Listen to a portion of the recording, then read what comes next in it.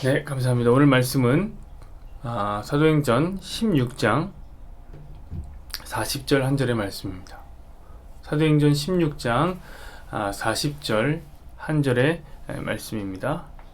제가 읽어드리도록 하겠습니다. 두 사람이 옥에서 나와 루디아의 집에 들어가서 형제들을 만나보고 위로하고 가니라. 아멘. 참 아쉽습니다. 제가 요즘에 계속 성경을 읽다가 틀린다는 지적을 받고 있는데 한 절에서 오늘 안 틀릴 줄 알았는데 오늘 또 틀렸습니다. 다시 한번 읽어볼까요? 두 사람이 옥에서 나와 루디아의 집에 들어가서 형제들을 만나보고 위로하고 가니라. 아멘. 안 틀렸습니다. 저는 여러분 줄임말이나 시쳇말을 이제 설교 중에 사용하는 것을 별로 좋아하지 않습니다. 하지만 그런 말이 꼭 필요할 때가 있는 것 같습니다. 그런 속된 말이 필요할 때가 있는 것 같아요. 왜냐면 사람들이 정서를 표현할 때는 그게 필요한 것 같아요. 그냥 이제 딱 보기에 별다른 생각이 없으니까 이거는 이성적 작용이 그렇게 많이 없어도 바로 툭 튀어나오는 그런 어떤 진정성 있는 감탄사가 필요한 경우가 있단 말이죠. 그래서 이제 보기만 해도 입이 척 벌어지는 그런 어떤 멋있는 것을 보면서 애들이 말하는 그런 말. 여러분 혹시 그런 말 들어보셨습니까? 존멋. 여러분 그 뜻은 정확히 제가 설명하고 싶진 않아요. 여러분 이미 모두 아실 거라 생각합니다. 자, BTS의 무대를 보고 있을 때 아미들은 그 존멋을 느낄 것입니다. 간지가 좔좔 흐르는 모델들이나 연기를 기가 막히게 하는 배우들을 보면서 우리는 존멋을 느끼게 됩니다. 그리고 저는 그냥 정우성을 볼 때 이 말이 툭 튀어나옵니다. 때로 저는 이 정우성 자체가 이 단어와 같다라는 생각을 할 때가 있습니다. 멋있죠. 그러나 저는 오늘 본문에서 진정한 그 존멋을 발견하게 됩니다. 제가 이걸 읽으면서 그런 느낌이 팍 들었습니다. 정우성보다 훨씬 멋있었어요. 저는 진정 멋진 삶이란 이런 삶이라고 생각합니다. 바로 바울과 실라의 삶이죠. 지금 바울과 실라는 오늘 보니까 감옥에서 막 나왔습니다. 그것도 여러분 굳이 들어가지 않아도 되는 감옥에 갔다 온 겁니다. 잃어버린 한 영혼을 찾아 깊고 깊은 감옥에 갔다 온 것입니다. 그냥 갔다 온 것도 아닙니다. 여러분 감옥에 들어가기 전에는 그들이 옷을 찢기고 매를 맞았습니다. 마구마구 때린 거예요. 그냥 채찍으로 마구마구 때린 거예요. 여러분 온몸에는 상처가 나 있었을 거고 걸을 때마다 통증이 밀려옵니다. 그런데 여러분 로마인인 자기들을 그렇게 불법적으로 때린 로마의 관리들이 제대로 된 사과나 유감 표명이 없어요. 그리고 우리가 읽지 않았지만 38절 39절에 보면 그냥 바울과 실라에게 이 빌립보에서 나가주시길 청하고 있단 말이죠. 사실상 추방을 당하는 것입니다. 여러분 이것이 얼마나 어이가 없는 일입니까? 너무 억울할 것 같지 않나요, 여러분? 여러분 세상에서 가장 감당하기 힘든 감정이 뭔지 아세요? 그건 억울한 거예요. 억울한 거. 여러분 억울하고 부당한 일을 만나면 얼굴이 우리가 울그락불그락해지고 변하게 되는 거죠. 누군가 나의 억울함을 풀어주지 않으면 우린 폭발할 것 같은 느낌을 받습니다. 여러분 제가 만약에 바울과 실라의 상황이었다면 저는 너무너무 화가 났을 것 같아요. 그런데 이 바울과 실라가 매를 맞고 감옥에서 나와서 처음으로 한 일이 무엇이냐? 바로 형제들을 위로한 것입니다. 억울한 일을 만난 바울과 실라가 루디아의 집에 들어가서 형제들을 돌아보고 격려를 한 것입니다. 여러분, 도대체 누가 누구를 위로해야 한답니까? 누가 격려를 받아야 합니까? 당연히 여러분은 억울하게 옥살이를 하고 매를 맞은 사람이 위로를 받아야지요. 그런데 이 바울과 실라는 그 와중에도 위로자가 되었습니다. 저는 이러한 그들의 위로를 보면서 뭔가 끓어오르는 흥분을 느꼈습니다. 이는 식었던 열정에 불이 붙는 순간이요. 목회자로 살아가길 선택하면서 결심했던 처음 마음이 떠오른 거예요. 하나님, 저도 바울과 실라처럼 위로하는 사람이 되고 싶어요. 그 유명한 성 프란시스의 기도처럼 주여 나를 평화 위에 쓰소서, 주여 나로 하여금 위로받기보다는 위로해주고 이해받기보다는 이해해주고 사랑받기보다는 사랑하게 하여 주소서. 우리가 아낌없이 줌으로 받고 용서함으로써 용서를 받음은 죽음으로써 영원한 생명을 얻을 수 있게 됨을 알게 하소서. 이런 삶을 살고 싶었던 것입니다. 여러분, 이런 삶이란 다른 말로는 설명이 불가능한 삶이죠. 그래서 필요한 거예요. 존멋. 존멋. 그쵸? 정말 멋진 삶입니다. 저는 여러분들도 그런 삶을 살게 되기를. 여러분 싫어요? 이렇게 살기 싫어요? 목사는 좋습니다. 여러분들이 그랬으면 좋겠습니다. 강력하게 축복합니다. 여러분 그렇게 사십시오. 어때 왠지 좀 부담이 되십니까? 맞습니다. 제가 오늘은 좀 부담이 되는 소리를 하려고 해요. 또 부담이 되는 소리를 할 땐 부담으로 들으십시오. 여러분, 제가 어제 제 후배에게 카톡을 하나 받았습니다. 이 녀석이 카톡을 많이 보내는 녀석 아닌데 카톡을 하나 보냈어요. 어떤 거였냐면 현재 미국에서요, 핫한 이슈가 뭐냐면 이 목회자들의 풀 소유라는 기사였습니다. 얼마 전에 이제 우리가 해민 스님 뭐 그런 걸 통해서 받았던 건데, 지금 이제 미국에서는 목회자들이 그런 일들을 한다고 합니다. 최근 이제 미국에서 유명한 목사님들이요, 입고 있는 이제 옷이나 신고 있는 신발, 가방, 이런 것들의 가격이 얼마인지를 찾아서 올리는 그 목회자의 풀 소유라는 이제 SNS가 이제 화제입니다. 그래서 제가 들어가 봤죠. 그런 건 또 들어가 봐야 됩니다. 그랬더니 이 수백만 원짜리 점퍼를 입고 또 바지를 입고 악어 벨트를 착용하고 나와서 이 설교를 하는 목사님들이 즐비했습니다. 이 SNS의 이 운영자인 이 벤 컵이라는 사람이 운영자인데, 이 사람은 이런 목회자들을 보고 이런 책까지 썼어요. 목회자와 스니커즈. 이런 말 그대로 무소유의 반대말인 풀소유를 시전하는 현재 미국의 유명한 목사님들의 삶을 폭로하려고 나선 것입니다. 제가 이것을 가만히 보는데요.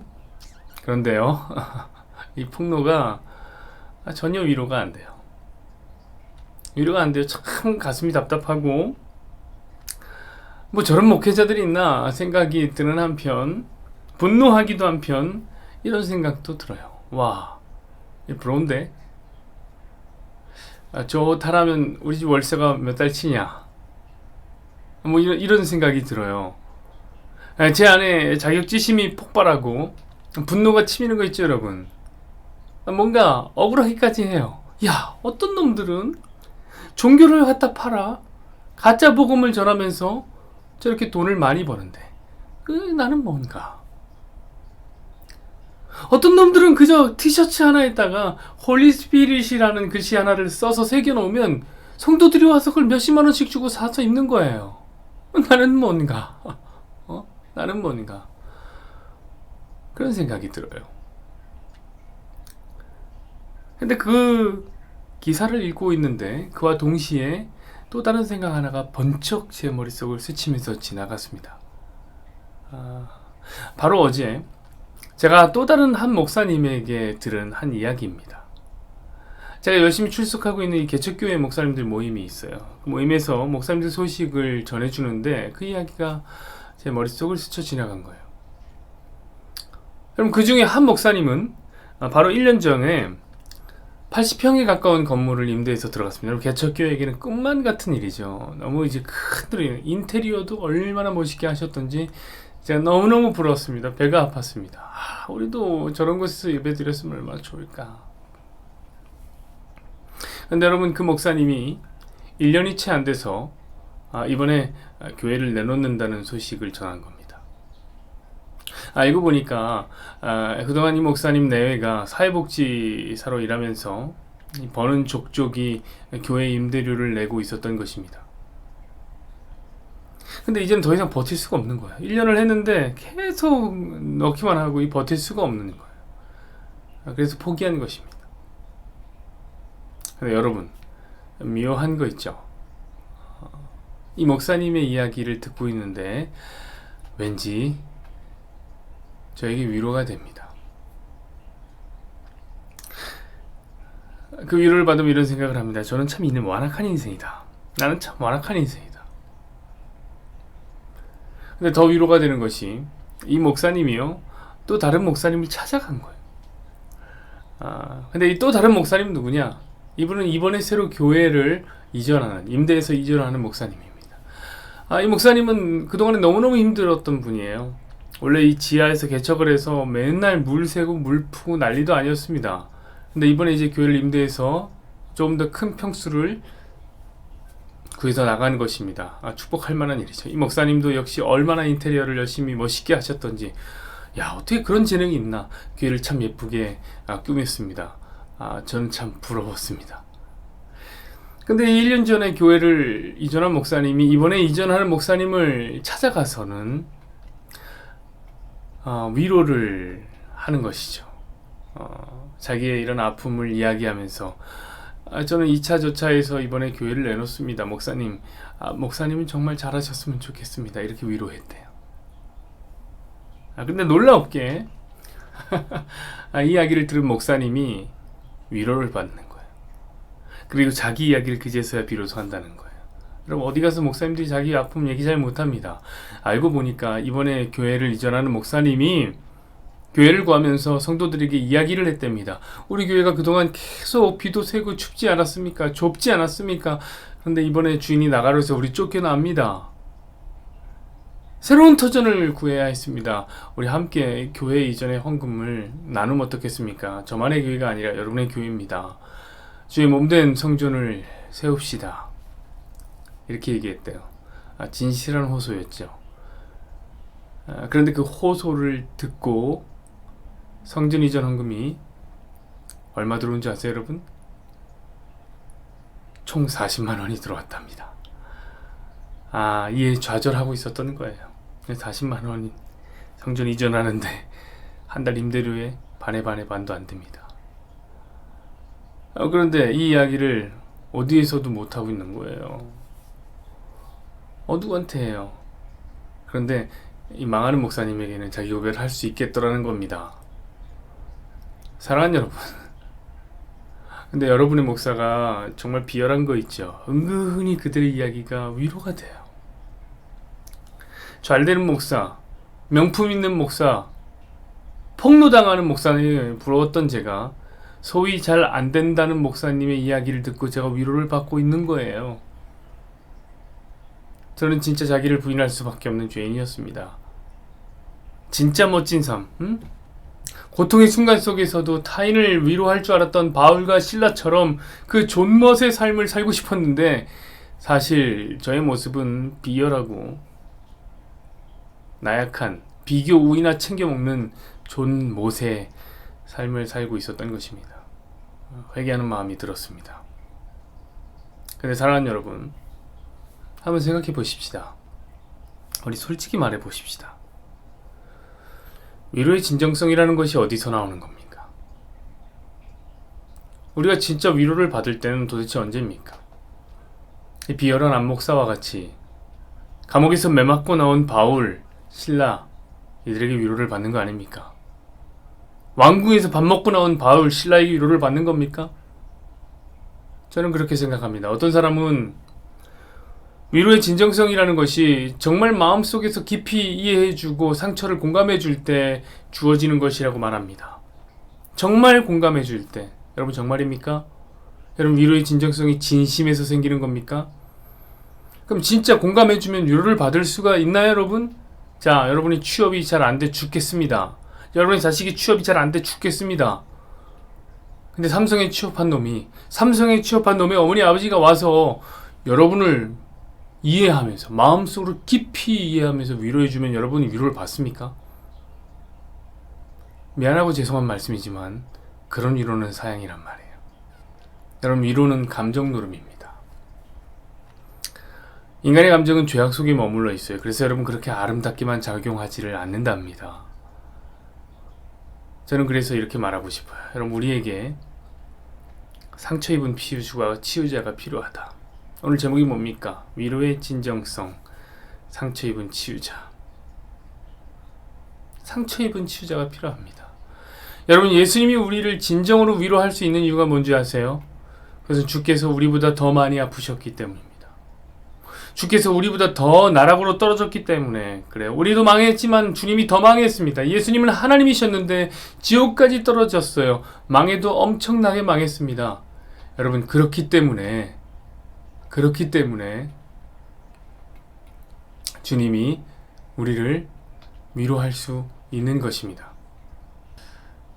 그러므로 누구든지 이 자기 손에 묻은 피치를 닦아내야지만 다른 사람의 손가락에 작은 상처에 데일밴드 하나를 붙여줄 수 있는 것입니다. 사랑하는 여러분, 그것이 인간입니다. 그러면 여러분, 제가 여러분에게 오늘 감히 도전하건대 여러분이 당한 상처와 고난, 아픔, 억울함 이런 것들을 너무 억울해하지 마십시오. 성도는 여러분 존멋의 삶을 살아야 되는 거 아닙니까? 상처를 입었다면 여러분 상처 입은 치유자가 될 수 있는 길이 열린 것입니다. 여러분의 아픔과 실패를 보며 위로받는 사람들이 분명히 있습니다. 다만 여러분 한 가지, 그냥 비열한 비교 의에서만 멈추지는 마십시다. 그것은 진짜 위로가 안 됩니다. 나중엔 저처럼 이제 헛헛해지는 마음이 드는 거예요. 여러분 오히려 그 사람을 망치게 되는 것일 수 있어요. 위로가 아니라 망치게 되는 이야기가 될 수도 있습니다. 여러분 우리가 해야 될 거는 우리가 진정 상처 입은 치유자가 될 수 있었던 이유까지 밝혀야 되는 거예요. 우리가 어떻게 상처 입은 치유자가 됐습니까? 나를 위로하시는 진짜 상처 입은 예수님이 계시다는 걸 밝혀야 돼요. 이 세상 어떤 사람이든지 위로할 수 있는 십자가라는 상처 입은 치유자가 있음을 말해야 하는 겁니다. 그때서야 비로소 위로가 진정한 위로가 될 수 있는 거라고 생각합니다. 천한 나를 돌아보신 주님이 계시기에 우리는 누군가를 위로하는 위로자가 될 수 있는 것입니다. 우리 함께 기도하시죠. 여호와는 내게 복을 주시고 너를 지키시기를 원하며 여호와는 그의 얼굴을 내게 비추사 은혜 베푸시기를 원하며 여호와는 그 얼굴을 내게로 향하여 드사 평강 주시기를 원하노라. 아멘.